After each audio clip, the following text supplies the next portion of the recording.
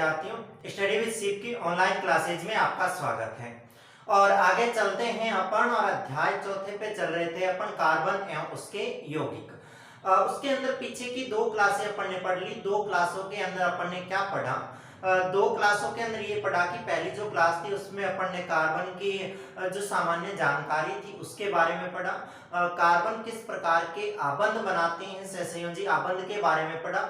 और उसी क्लास के अंदर अपन ने विभिन्न प्रकार के इलेक्ट्रॉन बिंदु संरचनाएं पढ़ी। बहुत सारे कार्बनिक यौगिक थे, उनकी बिंदु संरचना पढ़ी। उसके बाद में जो क्लास पढ़ी उसके अंदर अपन ने कार्बन के अपर रूप पढ़े, हीरा, ग्रेफाइट, फुलरीन को पढ़ा। उसके बाद में अपन ने कार्बनिक यौगिक पढ़े, जैसे संतृप्त और असंतृप्त कार्बनिक यौगिकों के बारे में पढ़ा। और आज उसी क्लास को आगे चलते हुए अपन आज पढ़ते हैं आगे क्या, कार्बन के और गुण, कार्बनिक यौगिकों के और गुण। तो देखिए, कार्बन का एक अच्छा सा गुण होता है कि कार्बन में श्रृंखलन का गुण पाया जाता है। तो ये कार्बन श्रृंखलाएं बना सकता है। ये कार्बन किस में हो सकता है? जैसे श्रृंखला बना सकता है, या जैसे है ना कार्बन ऐसे जुड़ जाए, यानी कार्बन ऐसे किसी भी रूप में ऐसे जुड़ जाए, मतलब जैसे पेड़ की शाखा होती है ना, ऐसे उस रूप में जुड़ जाए, तो श्रृंखला के रूप में हो सकता है।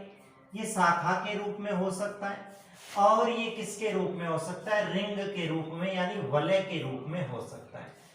यानी कार्बन जो है वो इन रूपों में पाया जा सकता है। अपन ने पीछे पढ़ा तो था कि कार्बन जो होता है उसके अंदर श्रृंखलन का गुण पाया जाता है। वो लंबी श्रृंखला बना लेता है, लगभग 6000 से 7000 कार्बन परमाणु से जुड़ के संरचना बना लेता है। ऐसा अपने 118 जो तत्व है उनमें कहीं पर भी नहीं है। सिर्फ एक तत्व था सिलिकॉन, जो हाइड्रोजन के 8 परमाणु तक श्रृंखला बना सकता था, उससे ज्यादा नहीं बना था। तो इसके अंदर क्या क्या गुण पाया जाता है? श्रृंखलन का, यानी श्रृंखला का, शाखा का और वलय का। हालांकि मैंने पीछे की जो क्लास थी उसमें श्रृंखला की तो बात कर ली, फिर भी मैं एक बार यहाँ से वापस शुरुआत करता हूँ और इन तीनों चीजों को एक साथ में बताता हूँ। देखिए, श्रृंखला के रूप में 10 कार्बन की श्रृंखला अपने को पढ़नी है, ज्यादा नहीं पढ़नी। कितने तक? 10 कार्बन तक। तो आपको याद होगा 10 कार्बन तक की एक कार्बन होता है तो उसको क्या बोला जाता है? मेथ। 2 कार्बन होता है तो उसको क्या बोला जाता है? एथ। 3 कार्बन होता है तो क्या बोला जाता है? प्रोप। मेथ, एथ, प्रोप। 4 वाले को मेथ, एथ, प्रोप, ब्यूट। फिर 5 वाले को मेथ, एथ, प्रोप, ब्यूट, पेंट। फिर 6 वाले को हेक्स, 7 वाले को हेप्ट। ये आपको याद होंगे, हालांकि अपने बुक के अंदर 6 ही हैं, तो 6 से ज्यादा अपने पेपर में नहीं आए। हेक्ट, हेप्ट। 8 को बोलते हैं ऑक्ट, और 9 को बोलते हैं क्या? नॉन। और 10 को बोलते हैं क्या? डेप। ये 10 को बोलते हैं डेप। ये 10 तत्व है अपने कार्बन की श्रृंखला है। 10 तत्वों तक, 10 कार्बनों तक ये श्रृंखला बन सकती है, और 10 कार्बन के आधार पे ऐसे नाम लिखा जाता है उनका। यानी आपको कह दे ऐसे है कहीं पे श्रृंखला ये, और इसका नाम पूछ रहे तो क्या है? आप पहले गिनोगे कार्बन कितने, 1 2 3 4 5, तो आप कह दोगे कि ये पेंटेन रूपी संरचना है। यानी 5 कार्बन अगर उपस्थित होते हैं तो ऐसी श्रृंखला जो होती है उसको पेंट बोला जाता है। आगे आईयूपीएसी नाम पढ़ेंगे इनका और क्या मतलब होगा। फिलहाल तो ये समझो कि यहाँ पे श्रृंखला में 5 कार्बन जुड़े हैं, इसका संबंध किससे? पेंट से। 6 जुड़ा है तो हेक्स से है। ये नाम क्रम से आपको याद रखने पड़ेंगे, जो मैंने पीछे की क्लास में भी पढ़ाए थे। अपन ने 2 चीजें पढ़ी थी, एक संतृप्त और असंतृप्त कार्बनिक यौगिक। हाइड्रोकार्बनिक यौगिक बोल सकते हो, या इनको कार्बनिक यौगिक बोल सकते हो। संतृप्त और क्या पढ़ा था अपन ने? असंतृप्त पढ़ा था। यानी संतृप्त के अंदर कार्बन कार्बन के बीच में सिंगल बॉन्ड था, इसके अंदर कार्बन कार्बन के बीच में डबल बॉन्ड और ट्रिपल बॉन्ड थे। ये चीजें पढ़ी थी। अगर संतृप्त कार्बन होता है तो इनके देखो क्या होते हैं? इनके अनुलग्न होते हैं। क्या होते हैं? अनुलग्न। अनु का मतलब क्या होता है? पीछे, है ना। अनु का मतलब क्या होता है? पीछे। और लगने वाले, पीछे लगने वाले। जैसे हिंदी के अंदर उपसर्ग नहीं होते, वैसे सॉरी प्रत्यय होते हैं हिंदी के अंदर। प्रत्यय होते हैं किसी शब्द के पीछे लगते और वो क्या कर देते हैं? उसके अर्थ में परिवर्तन कर देते हैं। वैसे ये इनके पीछे लगेंगे। जैसे इस संतृप्त कहीं लगा होगा तो उसको बोलेंगे अपन एन, है ना, एन बोलेंगे। अगर कहीं डबल बॉन्ड होगा, असंतृप्त होगा तो उसको इन बोलेंगे, और ट्रिपल बॉन्ड वाले को क्या बोलेंगे? आइन बोलेंगे। ये बात अपन ने पीछे पढ़ चुकी है। तो मैं सीधा लिखता हूं, अगर एल्केन होगा, सिंगल बॉन्ड होगा तो इनके पीछे क्या लग जाएगा? एन। अगर डबल बॉन्ड होगा तो इनके पीछे क्या लग जाएगा? इन। और अगर ट्रिपल बॉन्ड होगा तो इनके पीछे क्या लग जाएगा, आई। ये 3 पूर्व लगन है। आपको पूछ सकता है कि संतृप्त हाइड्रोकार्बनों के पूर्व अनुलग्न क्या होते हैं? अनुलग्न होते हैं इसके एन। असंतृप्त के पूछ ले क्या होते हैं, तो आप लिखोगे इन और आइन होते हैं। याद रख लेना, इतनी सी बात, ठीक है। देखो ये प्रत्यय रूपी होते हैं, प्रत्यय पीछे लगते हैं तो अनुलग्न यानी अनु पीछे लगते हैं। और जैसे इनके अंदर उपसर्ग होते हैं, ये उपसर्ग हिंदी के अंदर शब्दों के आगे लगते हैं, वैसे इनके कहीं आगे अपन पढ़ेंगे वो होते हैं, उनको बोलते हैं पूर्व लगन। पूर्व लगन, पूर्व लगन मतलब पहले लगने वाले, अनुलग्न मतलब बाद में लगने वाले, है ना। इनकी कहानी अभी आगे पढ़ते हैं। देखो देखो जैसे ही मेथ में एन जुड़ेगा तो ये क्या बन जाएगा, मेथेन, मतलब एक ही मात्रा थे पे आ जाएगी मेथेन। अगर ये जुड़ेगा तो इसी का नाम क्या बन जाएगा, मेथीन। और अगर यही नाम इसमें जुड़ जाएगा तो ये क्या बन जाएगा, मेथाइन, मेथाइन। ये नाम याद रखना, मेथाइन, ठीक है। इसके बाद में एथ में जुड़ जाएगा तो ये क्या बन जाएगा, एथेन, है ना। इसमें जुड़ जाएगा तो यहाँ पे क्या बन जाएगा, एथीन। और यहाँ पे जुड़ जाएगा तो क्या बन जाएगा, एथाइन। एथेन, एथीन और एथाइन। इसके बाद में यहां जुड़ जाएगा तो ये क्या हो जाएगा, प्रोपेन। सारे नहीं लिख रहा मैं, खुद लिख लेना। ये क्या होगा, प्रोपीन। और ये क्या होगा, प्रोपाइन। समझ रहे हो ना, ये बहुत काम आने वाली आगे जब अपन नामकरण पढ़ेंगे, आईयूपीएसी नाम पद्धति पढ़ेंगे, उसमें ये चीजें बहुत काम आएगी। तो आप खुद लिख लेना इनको फटाफट। जैसे इसको क्या लिखोगे आप, इसको लिखोगे ब्यूटेन, इसको लिखोगे क्या, ब्यूटीन। और इसको क्या लिखोगे, इसको लिखोगे ब्यूटाइन। वैसे इसको क्या लिखोगे, पेंटेन, एन लगाना है पीछे, पेंटेन। इसको क्या लिखोगे, पेंटीन। इसको क्या लिखोगे, पेंटाइन। आगे इसको क्या लिखोगे, इसको लिखोगे हेक्सेन। इसको क्या लिखोगे, हेक्सीन। इसको क्या लिखोगे, हेक्साइन, हेक्साइन, हेक्साइन। फिर इसके बाद में आगे हेप्ट, तो ये क्या लिखोगे, हेप्टेन। इसको क्या लिखोगे, हेप्टीन। इसको क्या लिखोगे, हेप्टाइन। हालांकि अपने सिलेबस के अंदर 6 तक ही दे रखे, तो आगे आप लिख लेना भले, ऑक्टेन, ऑक्टीन, ऑक्टाइन, नोनेन, नोनिन और नोनाइन, डेकेन, डेकिन और डेकाइन, खुद लिख लेना। ये इस हिसाब से नाम होते हैं। अगर आपको इसका नाम पूछ ले, सिंगल सिंगल कार्बन दिख रहे हैं, 1 2 3 4 5 कार्बन है, आप सीधा सीधा 5 कार्बन वाले सिंगल बॉन्ड का नाम लिखोगे कि इसका नाम क्या है, पेंटेन है, यहां काम आएगी। अगर कहीं पर भी एक ही जगह आपको डबल बॉन्ड दिख जाएगा तो आप कह दोगे कि ये क्या है, पेंटीन बन गया। और अगर कहीं पर भी एक ही जगह आपको अगर ट्रिपल बॉन्ड दिख गया तो आप उसको क्या बोलोगे कि ये पेंटाइन है। बात समझ में आ गई। पहली बात तो यहाँ मुझे, हालांकि आईयूपीएसी नाम पढ़ाऊंगा तो इनको और दोबारा पढ़ाऊंगा मैं। कल की क्लास में भी मैंने पढ़ाया था। ये श्रृंखला के रूप में मैं पढ़ा रहा हूँ कि कार्बन है वो एक दूसरे से जुड़कर लंबी श्रृंखला का निर्माण करते हैं, जिसे उसके श्रृंखलन का गुण कहते हैं। और ये लगभग 10 श्रृंखलाओं तक अपने को पढ़ना है, और 10 तक मैंने ये नाम लिख दिए श्रृंखला के रूप में। तो ऐसे यहाँ से पेपर में प्रश्न आएगा नहीं, आपको ये नहीं कहेगा कि कार्बन की 10 श्रृंखलाओं के नाम लिखिए, वो नहीं आएगा। ये काम आएंगे कहाँ पे, आईयूपीएसी नाम के अंदर। चलो इतनी सी बात तो ये हुई। आप इनका थोड़ा सा ध्यान रखना कि संतृप्त हाइड्रोकार्बन होते हैं उनके जो पूर्व लगन होते हैं वो एन होता है, और असंतृप्त यानी होते हैं उनके ईन और क्या होते हैं, आइन होते हैं, जो मैंने यहाँ पे लिख रखे हैं। अब इसके बाद में देखो, ये कार्बन जो है ये शाखा के रूप में भी पाए जाते हैं। शाखा अपने इतनी बना के दे नहीं रखी, परंतु मैं एक शाखा बना के बता दूं कि शाखा के रूप में किस हिसाब से रह सकते हैं। देखिए जैसे मैं ये कार्बन लिख रहा हूँ, सीधी श्रृंखला चल रही है, ये तो क्या होगी, श्रृंखला हो गई। अब वो क्या करेगा, इसमें से शाखा निकाल देगा, ऐसे कुछ ही निकाल दी, इधर से शाखा निकाल दी, इधर से कार्बन की शाखा, कहीं पर भी कैसे ही शाखा निकाल दी, ऐसे कार्बन, जो भी एक्स वाई जेड इनकी संयोजकताएं पूरी कर लेना। मतलब जो कार्बन है आपस में संयोजित होकर क्या करते हैं, जैसे पेड़ों की शाखाएं होती है। देखो अगर इधर से देखें तो ये पेड़ों की शाखाओं के रूप में है, तो ये कार्बन इन शाखाओं के रूप में भी लिखे जा सकते हैं, जो इतना अपने सिलेबस के अंदर नहीं है। आगे तीसरी बात आती है, कौन सी तीसरी बात आती है, वलय की या रिंग की। वलय कह दो चाहे रिंग कह दो। वलय का मतलब गोल, रिंग जैसे साइकिल का पहिया और वगैरह होता है वैसे गोल। देखिए वलय के रूप में होते हैं तो 2 संरचनाएं दे रखी है, और एक संरचना अपने सवाल के अंदर दे रखी है। सवाल वाली संरचना तो अपन जब सवाल करेंगे तब कर लेंगे। फिलहाल अपन जो संरचनाएं दे रखी है वलय रूपी उन दो को करते हैं। देखो एक तो दे रखी है अपने को क्या, साइक्लोहेक्सेन। पहली बात तो ये ध्यान रखना कि वलय के रूप में होंगे उनके आगे साइक्लो लगा देगा, साइक्लोहेक्सेन। इसका नाम क्या हो गया, साइक्लोहेक्सेन। आपको कहेगा साइक्लोहेक्सेन की संरचना बनाइए, साइक्लोहेक्सेन की बिंदु संरचना।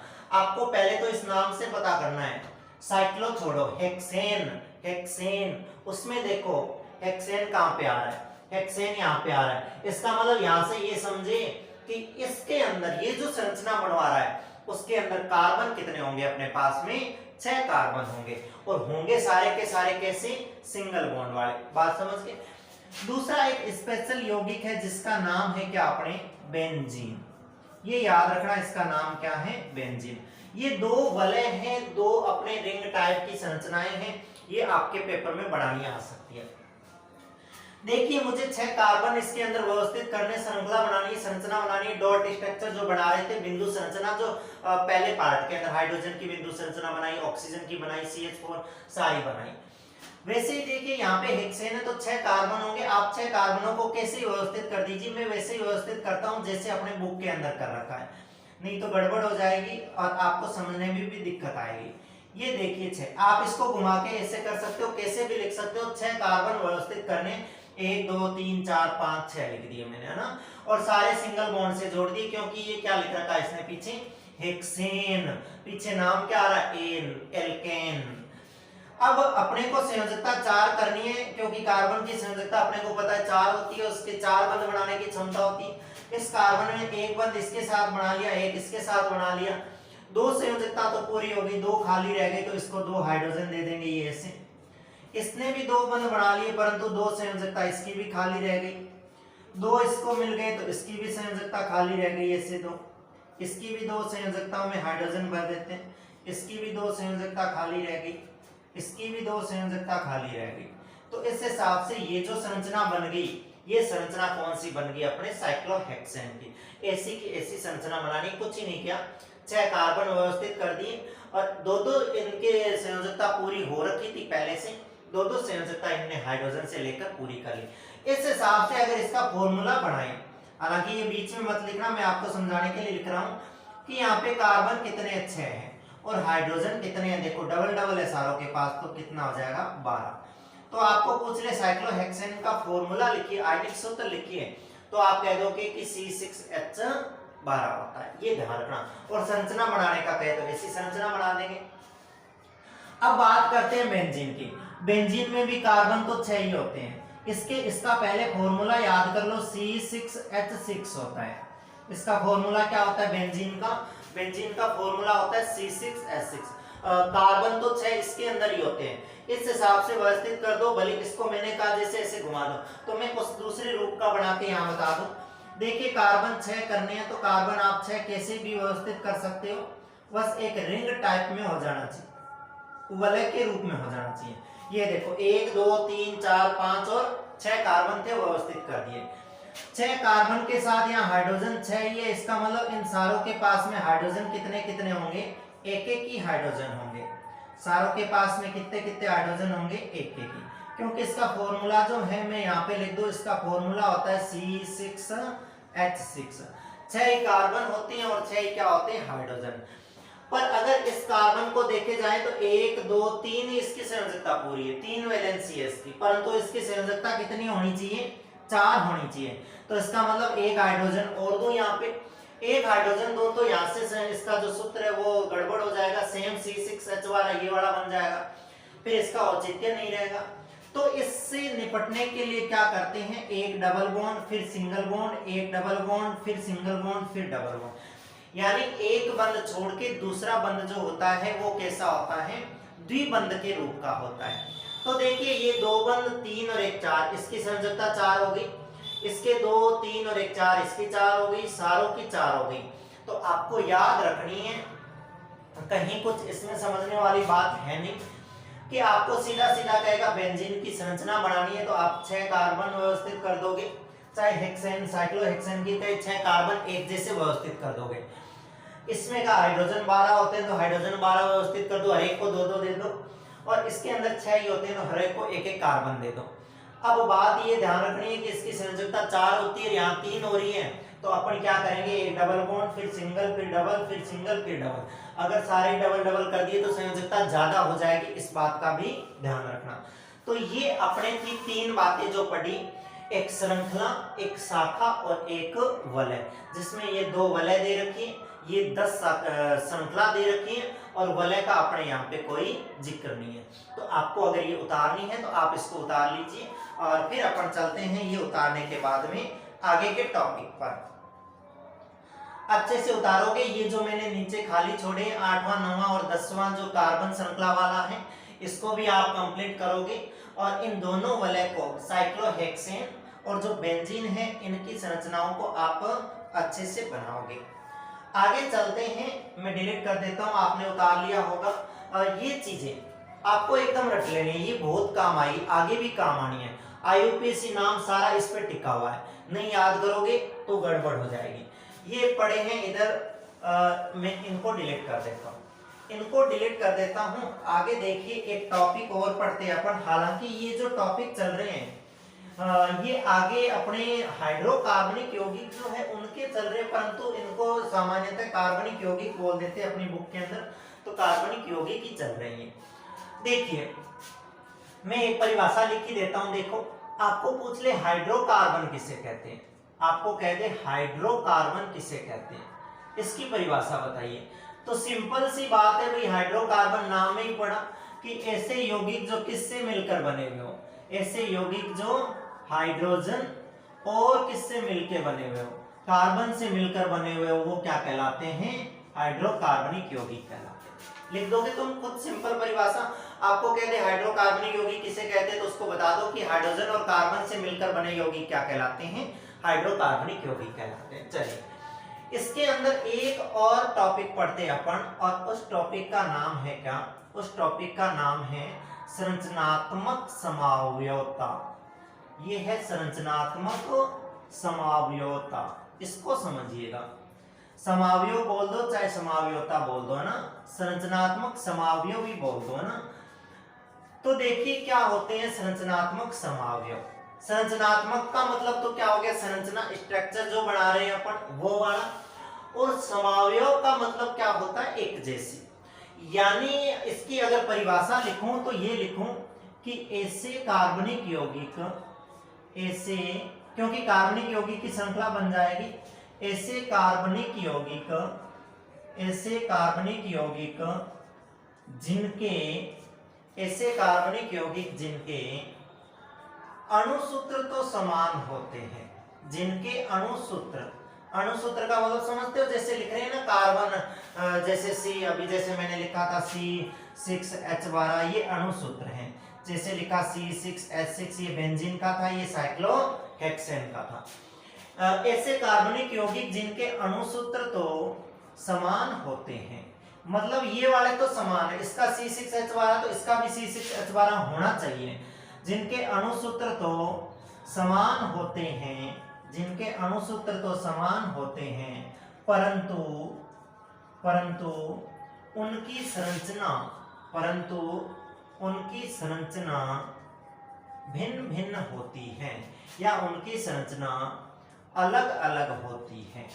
दो बातें ध्यान रखो कि एक तो सूत्र समान होगा और एक संरचना क्या होगी, अलग अलग। एक ये बात ध्यान में रखो, एक ये बात ध्यान में रखो। ऐसे रासायनिक कार्बनिक यौगिक जिनके अणुसूत्र तो समान होते हैं परंतु उनकी संरचना अलग अलग होती है, ये लिख दो में संरचनात्मक समावयवी कहलाते हैं। ये नाम ना लिखे तो मैंने लिखा है संरचनात्मक समावयवी कहलाते हैं, या संरचनात्मक समावयव कहलाते हैं। ये बात समझ लेनी आपको, समझ में आ गई होगी कि अणुसूत्र समान होना चाहिए और उनकी जो स्ट्रक्चर है, उनकी जो संरचना है वो क्या हो जानी चाहिए, भिन्न भिन्न। जैसे देखो मैं एक बात लिखता हूँ, यहाँ पे लिखता हूँ पेंटेन। क्या लिखता हूँ मैं, पेंटेन। पेंटेन का मतलब आप समझते हो, मैंने सिंगल बॉन्ड वाला लिया है, संतृप्त कार्बनिक यौगिक लिया है। देखो पेंटेन का मतलब कितने कार्बन होने चाहिए, उसके अंदर 5 कार्बन। हालांकि ये सवाल है पीछे अपने जो बीच में सवाल दे रखे हैं उनमें ज्यादा इसका जिक्र है नहीं अपने, जो सवाल है एक दो उनके अंदर जिक्र कर रखा है संरचनात्मक समावयवता का, तो इसको पढ़ना पड़ेगा अपने को, और अपने को पेपर में सवाल पूछ सकता है संरचनात्मक समावयव का। देखो पेंटेन का मतलब कितने कार्बन होंगे, 5 कार्बन होंगे, वो पांचों के पांचों किससे जुड़े हुए होंगे, अपने सिंगल बॉन्ड से, जानते हो अच्छे से, 1 2 3 4 5, यानी मेन, एक प्रो, ब्यूट और पेंट, सिंगल बॉन्ड है तो पेंटेन बोल दिया। इनकी संयोजकता पूरी करने के लिए इसको कितने हाइड्रोजन की जरूरत होगी, 3 की, क्योंकि 3 ये एक क्या हो गया 4। इसको कितने हाइड्रोजन की जरूरत होगी, 2 की, क्योंकि 2 ये 2 4। इसको भी कितने की होगी, 2 की। इसको भी कितने की होगी, 2 की। और इसको भी कितने की होगी, 2 की, सॉरी इसको 3 की होगी, क्योंकि इधर संयोजकता 4 होगी, तभी जाके ये 3 होंगे, तभी जाके क्या होगी इसकी 4 होगी। इसको अगर मैं शॉर्टकट में लिखूं तो मैं ऐसे लिख सकता हूं कि ये कार्बन 1 और हाइड्रोजन कितने 3, यहाँ कार्बन 1 हाइड्रोजन कितने 2, ऐसे लिख दो CH2। यहाँ कार्बन 1 हाइड्रोजन 2 तो CH2, यहाँ कार्बन 1 हाइड्रोजन 2 तो ये CH2, यहाँ पे कार्बन 1 हाइड्रोजन 3 तो CH3। शॉर्टकट लिखूं तो इसको ऐसे लिख सकता हूं। अब देखना इसका जो सूत्र है, मैं अगर ऐसे बढ़ा दूं तो C5 और H गिन लो कितने, 3 और 3 6, ये 6 3 9 10 11 12, C5H12 है। कितने कार्बन 6 है और हाइड्रोजन कितने हैं 12 है। इस बात को समझिए, ज्यादा कुछ नहीं है इसके अंदर की समावयव संरचनात्मक समावयव वे होते हैं जिनके अणुसूत्र समान होते हैं, परंतु उनकी जो संरचना होती है वो क्या होती है, भिन्न भिन्न होती है। जैसे मैं एक उदाहरण लेके चल रहा हूँ किसका, पेंटेन का। पेंटेन में 5 कार्बन होते हैं, हाइड्रोजन देके संयोजकता पूरी कर दी। शॉर्टकट में लिखते हैं तो इसको ऐसे लिख देते हैं, पूरी श्रृंखला को खोल के ना लिखें तो, और इस हिसाब से सूत्र देखें तो कार्बन 5 है, हाइड्रोजन कितने हैं 12 है। अब बात चलती है देखो आगे, इसके अणुसूत्र तो समान होते हैं। चलो मैंने एक ये कार्बन की श्रृंखला बना दी, अणुसूत्र समान है। एक और संरचना बनानी है जिसका अणुसूत्र इसके जैसा का जैसा होना चाहिए, तो देखिए क्या होगा आगे। आगे एक संरचना में और बनाता हूं, संरचना में इसी की ही बनाता हूं, क्योंकि अपने को समझना है कि इसी की संरचना, तभी तो सूत्र आएगा। इस पेंटेन की ही तो 3 संरचना 4 संरचना जितनी भी बनेगी वो एक जैसी बना देंगे, तभी तो इसका सूत्र तो ये सेम ही रह जाएगा, और क्या बन जाएगी अपने पास में संरचना भिन्न भिन्न बन जाएगी। तो देखिए कैसे, इसको देखिए ये लिखी हुई है, मैं इसको कितने तरीके से लिख सकता हूं उस बात को आपको समझना है, क्योंकि लिखना तो इसी को ही है।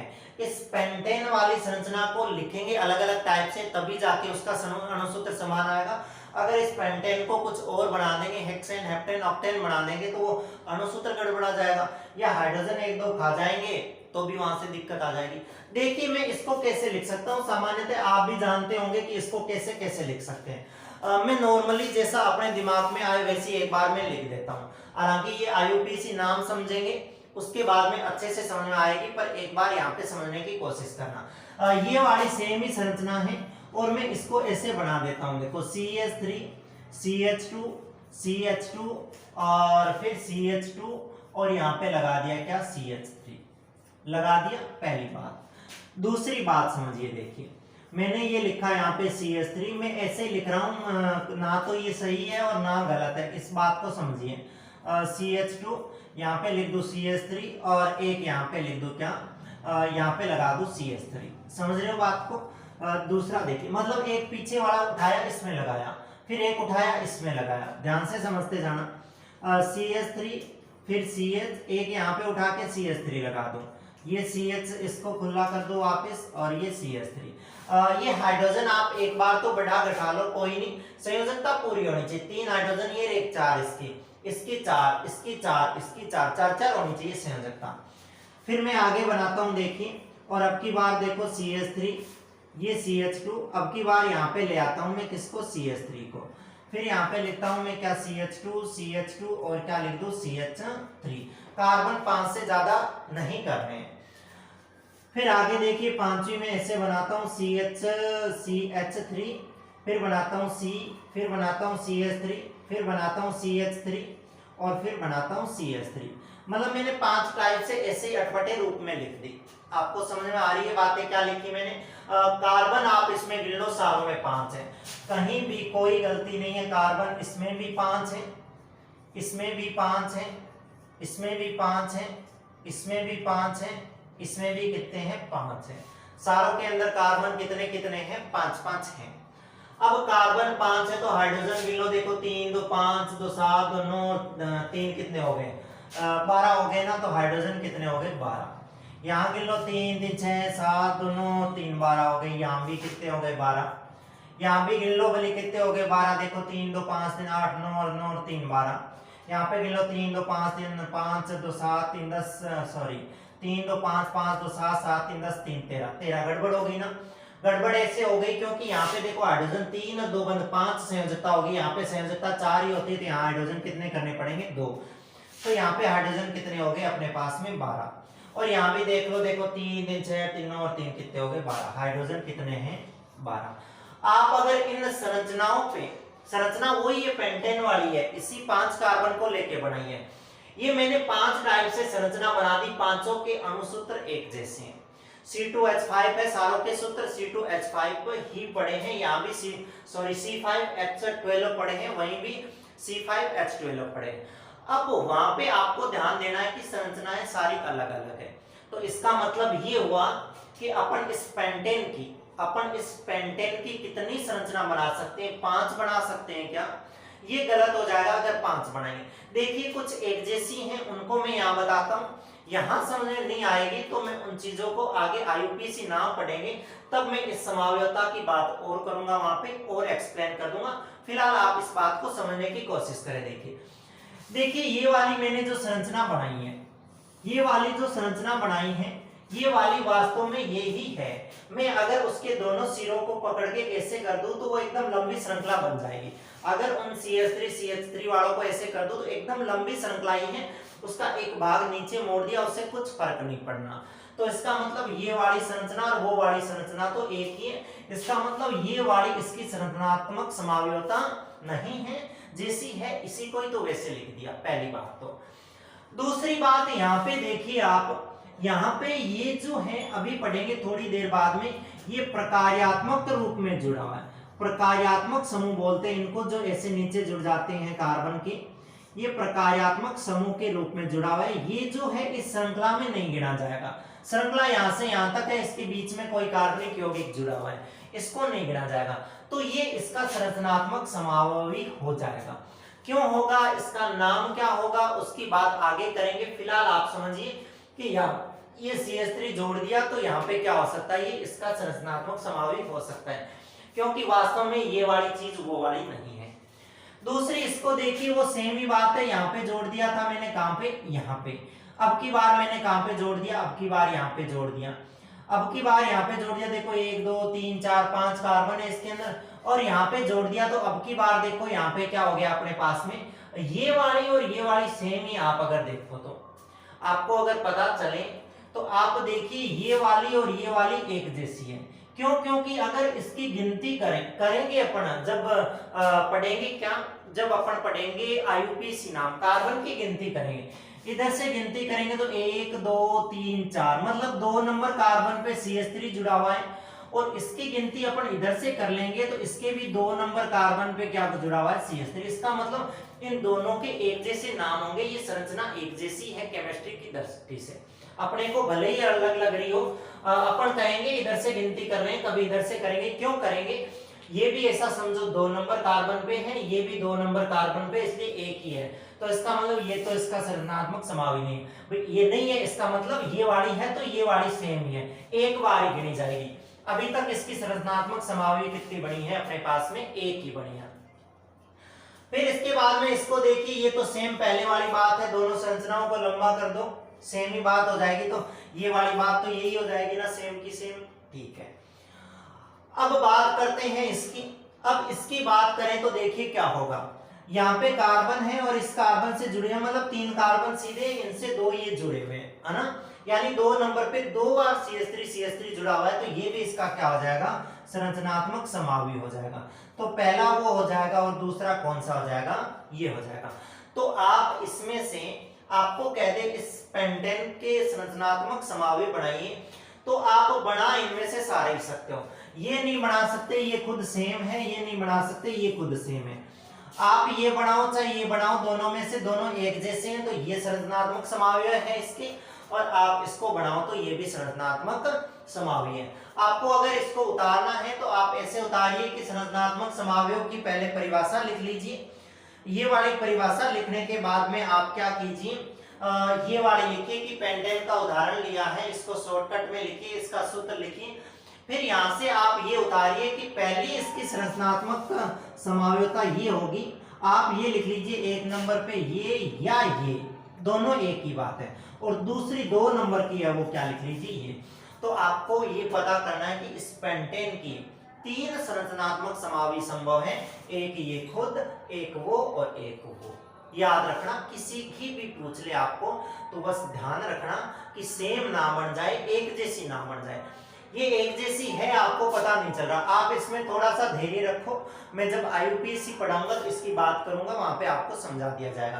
तो आपको पहले उतारना है तो उतार लीजिए पेंटेन के 3 समावयव 1, 2 और 3, या ऐसा कह दो 1, 2 और 3, या ऐसा कह दो 1, 2, 3, कुछ भी कह दो, 3 है वो है, ठीक है ना। तो आप इसको उतार लीजिए अच्छे से, और इसको उतारने के बाद में चलते हैं अपन आगे, और आगे पढ़ते हैं एक और टॉपिक के बारे में। आगे चलते हैं, और मैंने यहाँ पे एक नाम लिया था देखो, और मैंने यहाँ पे लिखा भी है प्रकार्यात्मक समूह। क्या लिखा है? प्रकार्यात्मक समूह। इसके बारे में थोड़ा सा पढ़ते हैं, प्रकार्यात्मक समूह क्या होता है, क्योंकि अभी धीरे धीरे अपन ये जो चीजें पढ़ रहे हैं ये सारी की सारी चीजें किसमें काम आने वाली है, IUPAC नामकरण पढ़ेंगे, यानी कार्बनिक यौगिकों का नाम निकालने की एक पद्धति है। जैसे अपने नाम निकालने के लिए ब्राह्मण होते हैं, अपने नाम निकालने के लिए साधु संत जो होते हैं वो अपने नाम निकालते हैं, उसी प्रकार इन कार्बनिक यौगिकों का भी नाम निकालने के लिए एक संस्था बना रखी है पूरे विश्व स्तर पर। उस संस्था को कहते हैं IUPAC, international union for IUPAC pure and applied chemistry. जब पढ़ेंगे उसका नाम भी पढ़ेंगे पूरा, international union for pure and applied chemistry. सही है, चलिए आगे चलते हैं अपन, और आगे चलते हुए 2 चीजें पढ़ते हैं अपन। एक पढ़ते हैं क्या, विषम समूह के बारे में पढ़ते हैं। आपको परिभाषा पूछे तो याद रख लेना, बाकी ज्यादा मोस्ट नहीं है। विषम समूह ही वास्तव में आगे जाके अपन प्रकार्यात्मक समूह बना देंगे। यानी देखो होता क्या है कि कार्बन की श्रृंखला चल रही है, जैसे अभी थोड़ी देर पहले कार्बन की श्रृंखला चल रही थी, पेंटेन चल रहा था आपने, पेंटेन के अंदर देखिए सी सी सी सी सी ये चल रहा था, 5 कार्बन थे, इसके पास में हाइड्रोजन यहाँ लिख दो 3 थे, इसके पास में हाइड्रोजन 2 थे, इसके पास में 2 थे, इसके पास में 2 थे, इसके पास में 3 थे। जैसे ही मैंने क्या किया देखो, इसको CH3 यहाँ पे मैं लाके जोड़ा था, मैंने एक CH3 को जोड़ा था, यहाँ पे CH2 पड़ा, यहाँ पे CH2 पड़ा, CH3 हो गया था वो। अब देखना यहाँ पे क्या था, CH2, कार्बन की श्रृंखला में CH2 था, 2 हाइड्रोजन थे, और जैसे ये CH3 आके जुड़ा, इसने क्या किया, यहाँ से एक हाइड्रोजन को हटा दिया, प्रतिस्थापित कर दिया। तो जो हाइड्रोजन को कार्बन की श्रृंखला में से प्रतिस्थापित कर दे, यानी इसकी परिभाषा यही बनेगी कि ऐसे कार्बनिक यौगिक जो कार्बन की श्रृंखला में से हाइड्रोजन को प्रतिस्थापित कर दे, वो क्या कहलाते हैं, विषम समूह कहलाते हैं। और ये विषम समूह ये आगे जाके क्या बन जाते हैं, प्रकार्यात्मक समूह बन जाते हैं। तो मैं विषम समूह की परिभाषा लिख दूं, देखिए मैं इसमें परिभाषा लिखूं ये कि ऐसे कार्बनिक यौगिक, या ऐसे लिख दो ऐसे यौगिक जो कार्बन श्रृंखला में से, ऐसे यौगिक जो कार्बन श्रृंखला में से हाइड्रोजन को, ऐसे यौगिक जो कार्बन श्रृंखला में से हाइड्रोजन को प्रतिस्थापित कर देते हैं, हाइड्रोजन को प्रतिस्थापित मतलब वहां से हटा देते हैं, दूसरी जगह भेज देते हैं, प्रतिस्थापित कर दिया। देखो यहाँ पे हाइड्रोजन कहाँ गया, CH2 था, ये वाला CH3 तो यहाँ जोड़ दिया, ये CH2 था, ये वाला प्रतिस्थापित होकर यहाँ चला गया, CH3 हो गया। तो हाइड्रोजन को प्रतिस्थापित कर देते हैं ऐसे यौगिक जो कार्बन श्रृंखला में से हाइड्रोजन को प्रतिस्थापित कर देते हैं, विषम परमाणु कहलाते हैं। क्या कहलाते हैं, विषम परमाणु कहलाते हैं। ये बात याद रखना, परिभाषा याद रखना, रह जाएगी कोई बात नहीं, सिंपल सी है कि ऐसे कार्बनिक यौगिक जो कार्बन श्रृंखला में से हाइड्रोजन को प्रतिस्थापित कर दे, वो क्या कहलाते हैं, वो कहलाते हैं विषम समूह। इसके बाद में आगे चलते हैं और चलते हैं प्रकार्यात्मक समूह। प्रकार्यात्मक समूह, देखिए प्रकार्यात्मक समूह क्या होते हैं। ये भी ऐसे यौगिक होते हैं जो क्या करते हैं, कार्बन श्रृंखला में से हाइड्रोजन को प्रतिस्थापित कर देते हैं और उसको क्या करते हैं, कार्बन श्रृंखला को विशेष गुण प्रदान करते हैं। क्या करते हैं, विशेष गुण प्रदान करते हैं। इस बात को ध्यान रखना, आपको पूछ रहे प्रकार्यात्मक समूह किसे कहते हैं तो उसको भी यही बता देना कि प्रकार्यात्मक समूह एक प्रकार के विषम समूह होते हैं। ये कार्बन श्रृंखला में से हाइड्रोजन को प्रतिस्थापित करके उससे विशेष गुण प्रदान करते हैं। परिभाषा तो इसकी मोस्ट नहीं है, परंतु ये कुछ प्रकार्यात्मक समूह है वो मोस्ट है, उनको ध्यान रखना। जैसे आप 17वां आवर्त पढ़ोगे, 17वें आवर्त के अंदर हेलोजन होती है। अब जब अपन आवर्त सारणी पढ़ेंगे ना, उस टाइम इनको विस्तार से पढ़ेंगे। जैसे आप देख लेना, आवर्त सारणी जब पढ़ोगे, ऐसे आवर्त सारणी में आवर्त बने हुए हैं। लास्ट जो आवर्त है उसमें 18 नंबर लिखा हुआ है, जिसमें ये लिखा हुआ है हीलियम। आप 5वें पार्ट से निकाल के देख सकते हो आवर्त सारणी को। Helium, neon, argon, krypton, radon, xenon, ये बनी हुई है यहाँ पे। ये वाली तो उत्कृष्ट गैसें हैं, अपन ने पीछे पढ़ा था ये वाली कौन सी गैसें हैं, ये वाली उत्कृष्ट गैसें हैं। इनका अष्टक जो है वो क्या होता है, पूरा भरा हुआ होता है। इसके बाहरी कोष में ना तो इलेक्ट्रॉन की जरूरत होती है इनको, ना देना होता, अष्टक पूरा होता है, इसलिए कहते हैं उत्कृष्ट गैसें। इसके जस्ट पास में 17 नंबर है आवर्त, उसमें है अपने पास में फ्लोरीन, क्लोरीन, ब्रोमीन, आयोडीन, ये वाली हेलोजन है। तो 17वें आवर्त के अंदर जितने भी यौगिक हैं वो एक तरह के गुण दर्शाते हैं, इसलिए उनको हेलोजन कहते हैं। कुछ हेलोजन, जैसे हेलोजन तो वैसे अपने सामान्यतः 4-5 काम में आती है, फ्लोरीन, क्लोरीन, ब्रोमीन और आयोडीन। मैं चारों ही लिख दूं, हालांकि बुक में अपने 2 लिखी हुई है। देखो ये फ्लोरीन है और जब किसी कार्बन श्रृंखला में जुड़ा है, जैसे इस हाइड्रोजन को इसने प्रतिस्थापित किया और इस पे आके कौन जुड़ गया, क्लोरीन। मान लो इसको प्रतिस्थापित किया, आके कौन जुड़ गया यहाँ पे, क्लोरीन। यानी ये प्रकार्यात्मक समूह ही है जो कार्बन श्रृंखला से हाइड्रोजन को क्या कर रहे हैं, प्रतिस्थापित कर रहे हैं। विषम परमाणु नाम दे दिया उसको, वास्तव में प्रकार्यात्मक समूह ही है। अगर कहीं पर भी ये जुड़ा हुआ होगा, देखो अपन ने पीछे पढ़ा था कि अगर सिंगल बॉन्ड हो, डबल बॉन्ड हो और ट्रिपल बॉन्ड हो। सिंगल बॉन्ड के लिए अपन इनके लिए क्या लगाते हैं, इनके लिए लगाते अपन क्या, इनके लिए लगाते हैं अनुलग्न। इनके लिए क्या लगाते हैं, अनुलग्न। मतलब ये शब्द के पीछे लगते हैं एन, इन, आइन। क्या पढ़ा था, एन, इन और आइन पढ़ा था ना, ये अनुलग्न होते हैं। इन शब्दों के क्या होते हैं, फ्लोरीन, क्लोरीन, ब्रोमीन के पूर्व लगन होते हैं। यानी ये वाले जो मेथ एथ प्रोप थी ना, उनके आगे लगेंगे। यानी क्लोरोप्रोपेन, फ्लोरोप्रोपेन, ब्रोमोप्रोपेन, जो भी लगेगा इनके पूर्व लगन होते हैं। तो फ्लोरीन होता है तो इसका पूर्व लगन होता है फ्लोरो। फ्लोरीन का क्या होता है, फ्लोरो। क्लोरीन का क्या होता है, क्लोरो। ये कैसे काम आएंगे भाई, सारी चीजें अपने आईयूपीएससी में काम आएगी। ये क्या है, ब्रोमो, और ये क्या है, आयोडो। अब देखना कैसे, अगर मैं नाम लिखूंगा ना, अगर मुझे इसको दर्शाना है कि इसमें क्लोरीन जुड़ा हुआ है, तो देखो कार्बन कितने, 1 2 3 4 5, मेथ एथ प्रो ब्यूट पेंट है। और जैसे ये जुड़ जाएगा ना, तो आगे ये नाम जुड़ जाएगा क्लोरो उसके, और पीछे क्या जुड़ेगा, पेंट, तो इसको बोला जाएगा क्लोरोपेंटेन। और इसी के अंदर अगर ये हटके कहीं डबल बॉन्ड आ जाता, तो डबल बॉन्ड या ट्रिपल बॉन्ड आता, डबल आता तो इन जुड़ता, इन पीछे जुड़ता है क्योंकि वो अनुलग्न है, तो पेंट और प्लस क्या जुड़ता, इन, और बनता क्या, ये पेंटीन। तो आपको पता होगा, आप अनुलग्न और पूर्व लगन के बारे में समझ गए होंगे कि अनु का मतलब होता है पीछे, तो अनुलग्न पीछे लगेंगे और पूर्व लगन का मतलब होता है पहले। तो इनके हेलोजन जो होती हैं, इनके पूर्व लगन होते हैं। इनको क्या बोलते हैं, सम्मिलित रूप से फ्लोरीन, क्लोरीन, ब्रोमीन, आयोडीन को हेलोजन बोलते हैं। याद रखना, ये काम आएगी। फ्लोरीन लगा हुआ है तो फ्लोरोपेंटेन बोल देंगे इसको। बात समझ में आ गई, ठीक है। इसके अलावा कुछ और होते हैं प्रकार्यात्मक समूह, उनको समझिए, देखिए उनको समझिए। तो देखिए अपने पास में होता है, जैसे OH लगा हुआ होता है कहीं, जैसे मैं लिख दूं एल्कोहल होता है, एल्कोहल होता है, एल्कोहल का हाइड्रोकार्बनिक यौगिक है, तो उसके लिए है ना OH लगा हुआ होगा। कहीं पर भी कार्बन श्रृंखला में आपको OH लगा हुआ दिखे वहां समझ जाना क्या है, एल्कोहल।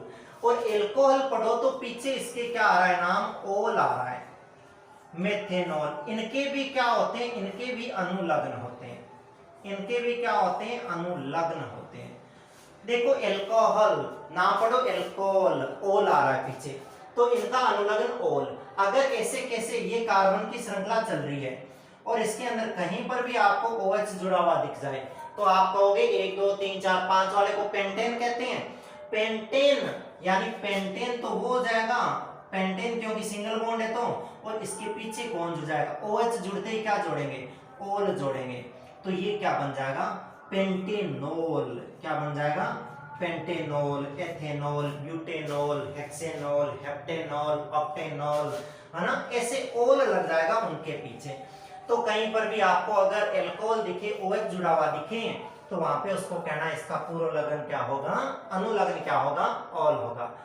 कहीं पर भी आपको एल्डिहाइड दिख जाए, क्या दिख जाए, एल्डिहाइड। एल्डिहाइड की पहचान किससे करोगे, आपको कहीं पे ऐसा लिखा मिल जाए CHO, कार्बन की श्रृंखला चल रही है उसके अंदर CHO जुड़ा हुआ कहीं दिख गया आपको, तो इसका जो अनुलग्न होता है वो एल होता है, ये एल से बनेंगे।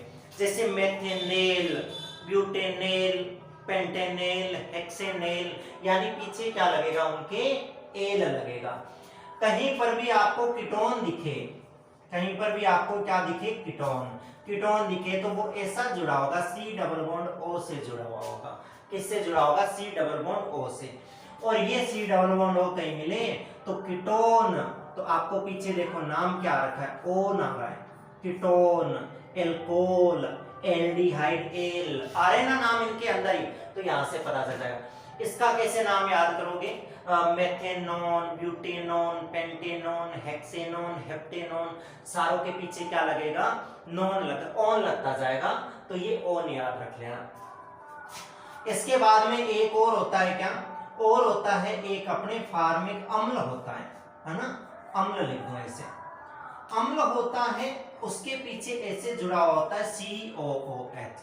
कहीं पर भी आपको COOH जुड़ा हुआ मिले तो उसको बोलना कि ये ओइक अम्ल है, इसका पूर्वलग्न सॉरी अनुलग्न है वो क्या है, ओइक अम्ल है। तो ओइक अम्ल आपको अगर COOH कहीं लिखा हुआ दिख जाए तो आप क्या बोलोगे, ओइक अम्ल। यानी ओइक अम्ल लगाओ सारों में, मेथेनोइक अम्ल, एथेनोइक अम्ल, ब्यूटेनोइक अम्ल, पेंटेनोइक ना, हेप्टेनोइक, हेप्टानाइक, जो भी है सारों के पीछे क्या लगेगा, ओइक अम्ल लगेगा।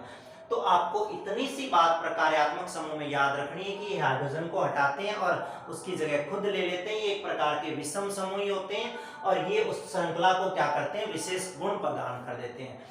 जैसे अगर हेलोजन कहीं जुड़ी होगी तो फ्लोरीन, क्लोरीन, ब्रोमीन, आयोडीन होगी, इनके पूर्व लगन होंगे फ्लोरो, क्लोरो, ब्रोमो, आयोडो। आपको पूछ सकते हैं एफ पेपर में देखें इसका पूर्व लगन लिखिए, तो आपको लिखना है chloro.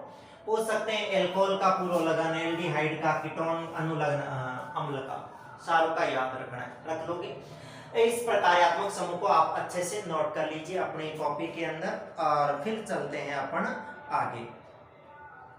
Fluorine, chlorine, bromine, iodine, alcohol, aldehyde, ketone और कार्बोक्सिलिक अम्ल को अपनी कॉपी के अंदर उतार लीजिए। ये जो अम्ल है ये कार्बोक्सिलिक अम्ल है, इसके आगे नाम लिख लीजिए कार्बोक्सिलिक अम्ल। इसके आगे क्या नाम लिख लीजिए, कार्बोक्सिलिक अम्ल। OH को क्या बोलते हैं, कार्बोक्सिलिक अम्ल बोलते हैं ना, कार्बोक्सिलिक अम्ल। चलिए ये आपने लिख लिया होगा। अभी आगे चलते हैं, इसको भी डिलीट कर देता हूं मैं, आपने लिख लिया होगा। और एक टॉपिक और पढ़ते हैं छोटा सा, फिर वो टॉपिक पढ़ने के बाद में अपना ये जो आगे का पोर्शन है ये पूरा हो जाएगा और सीधा अपन आगे की क्लास में चलेंगे IUPAC नाम पे। छोटा सा एक टॉपिक है, मैं 5 मिनट में उसको खत्म करता हूँ, जल्दी जल्दी आप समझने की कोशिश करना, आपको समझ में आ जाएगा आसानी से, क्योंकि इतना हार्ड टॉपिक तो है नहीं वो। देखिए आगे टॉपिक जो है वो टॉपिक है अपने पास में क्या, जैसे अपन ने पीछे पढ़े थे संरचनात्मक समावयवी पढ़े थे। संरचनात्मक समावयवी के अंदर अपन ने पढ़े थे कि कुछ ऐसे पदार्थ होते हैं, कुछ ऐसे कार्बनिक यौगिक होते हैं जिनके क्या होते हैं, अणुसूत्र तो समान होते हैं परंतु उनके गुण संरचना जो होती है वो भिन्न भिन्न होती है। वैसे एक श्रेणी आती है समजातीय श्रेणी।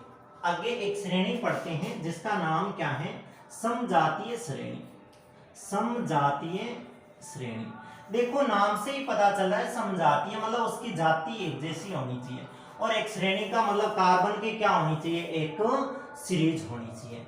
तो देखिए समजातीय श्रेणी क्या होती है, कि एक कार्बन की श्रृंखला होती है, उस कार्बन की श्रृंखला में हाइड्रोजन को प्रतिस्थापित करने वाले जो यौगिक होते हैं वो एक जैसे होते हैं, जो यौगिक होते हैं वो एक जैसे। जैसे कैसे, देखिए मैं देखो एल्केन बनाता हूं, आपको पता होगा CH4 होता है मेथेन, कार्बन 1 होता है, हाइड्रोजन 4 होता है, आपको पता होगा कार्बन 1 होता है, हाइड्रोजन 4, कैसे कार्बन 1 की हाइड्रोजन 4 होता है, मेथ होता है, उसका फॉर्मूला ये होता है।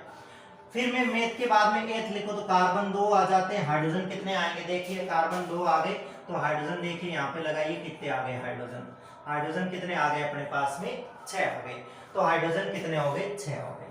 फिर अगर आगे कार्बन एक और बढ़ा दो तो देखिए कार्बन अगर एक और बढ़ा दो तो ये हट जाएगा, यहाँ कार्बन बढ़ा दो तो यहाँ पे कितने हो जाएंगे, 3 2 5 3 कितने हो गए, 8 आ गए, तो हाइड्रोजन कितने हो गए, 8। ऐसे ही अगर मैं कार्बन में 4 कर दूं और हाइड्रोजन देखिए कितना हो जाएगा, एक कार्बन और बढ़ा दो तो हाइड्रोजन कितने बढ़ जाएंगे अपने पास में, देखो 3 2 5 2 7 3 कितने हो गए, 10 हो गए। बात समझ में आ रही है क्या, किया क्या है अपन ने, देखो अपन ने नहीं किया, ये साइंस कर रही है, अपन तो उसका अनुसरण कर रहे हैं। देखिए कार्बन एक था, 2 आ गए, एक कार्बन जोड़ा इसके अंदर और 4 थे, यहाँ पे बढ़ गए कितने, 6, तो H2, मतलब मैंने जैसे इसके अंदर CH2 जोड़ा, ये आ गया, C का मतलब 2 कार्बन हो गए, 4 और 2 हाइड्रोजन कितने हो गए, 6 हो गए। यहाँ से आए देखो कार्बन तो एक ही जोड़ा, हाइड्रोजन कितने जोड़े, यहाँ से 2 जोड़े, CH2 जोड़ा, यहाँ भी CH2 जोड़ा। तो आपको एक पैटर्न दिख रहा होगा कि जितने भी यहाँ से है ना हाइड्रोजन प्रतिस्थापित हो रहे हैं उनमें उनका प्रतिस्थापन एक ही समूह कर रहा है, और वो कौन कर रहा है, CH2। आगे देखिए, देखो ये तो मैंने बनाया क्या, एल्केन वाला पोर्शन। एल्कीन बनाते तो आपको पता होगा 2 कार्बन होने चाहिए, उनके बीच में डबल बॉन्ड होता है, क्योंकि सिंगल बॉन्ड में तो, सिंगल कार्बन में तो कहाँ डबल बॉन्ड लगाओगे, C डबल बॉन्ड और लगाओगे तो ये मेथ एथ और इन डबल बॉन्ड है तो एथीन बन जाएगा। देखिए यहाँ पे हाइड्रोजन हाइड्रोजन हाइड्रोजन ज्यादा हो जाएंगे ना, 2 3 4 5 हो जाएंगे, तो 2 ही हाइड्रोजन होंगे, इसके पास भी 2 ही हाइड्रोजन होंगे, तो कार्बन 2 हाइड्रोजन कितने, 4। देखिए कार्बन 2 और हाइड्रोजन कितने, 4। इसमें भी ऐसा ही होगा, आप बना के देख सकते हो। मैं इसमें CH2 अगर जोड़ दूं, CH2 जोड़ दूं तो देखिए CH2 जुड़ेगा क्या, मैं एक कार्बन और बना दूं, यहाँ पे एक कार्बन बना दूं तो यहाँ पे हाइड्रोजन कितना होगा, 1 होगा, और यहाँ पे हाइड्रोजन कितने होंगे, 3 हो जाएंगे। तो देखिए 3 4 5 6 और कितने, 2 3 5 और 1 कितने हो गए, 6 हो गए। तो यहाँ पे कितना हो जाएगा अपने पास में, C2 और H कितने हो जाएंगे, यहाँ पे 6 हो जाएंगे ना, 4 और 2 कितने हो जाएंगे, 6 हो जाएंगे। गड़बड़ तो नहीं कर दी। देखिए मेथेन, ये मेथेन एथेन और 3 कार्बन वाला हो जाएगा, तो देखिए यहाँ पे 2 3 और 1 4, और यहाँ पे 1 2 और 1 3, तो सही है, 3 2 5 और 1 कितने हो गए, वहां पे 6 हो गए अपने पास में। तो यहाँ से हो जाएगा अपने पास में C कितने हो जाएंगे, C2 नहीं होंगे, C3 हो जाएंगे, और H कितने हो जाएंगे, 6 हो जाएंगे। यहाँ पे कार्बन 2 था, एक और कार्बन जुड़ जाएगा तो C3 हो जाएगा। फिर और CH2 जोड़ दूं तो देखो यहाँ पे कितना हो जाएगा अपने पास में, C4 हो जाएगा, और H कितना हो जाएगा, 6 2 कितना हो जाएगा, 8 हो जाएगा। अगर और CH2 जोड़ दूं इसके अंदर तो C कितना हो जाएगा, 5, और H कितना हो जाएगा, 10 हो जाएगा। समझ रहे हो बात को, यानी कार्बन से ये क्या होते जा रहे हैं, दुगुने होते जा रहे हैं। ये तो लिखा मैंने कौन सा, एल्कीन वाला, एल्काइन वाला ट्रिपल बॉन्ड वाला लिखता हूं तो ऐसे लिखना पड़ेगा, इसमें तो एक एक हाइड्रोजन ही देना पड़ेगा। तो देखो एक एक हाइड्रोजन, तो यहाँ पे C2H2 से शुरू होती है ये श्रेणी, तो यहाँ से C2 और H2 से शुरू होती है वो श्रेणी, इसमें CH2 ऐड कर दो, देखो क्या होगा अपने पास में, CH2 ऐड करते ही क्या आएगा, कार्बन कितने हो जाएंगे, 3, हाइड्रोजन कितने हो जाएंगे, यहाँ पे 4 हो जाएंगे।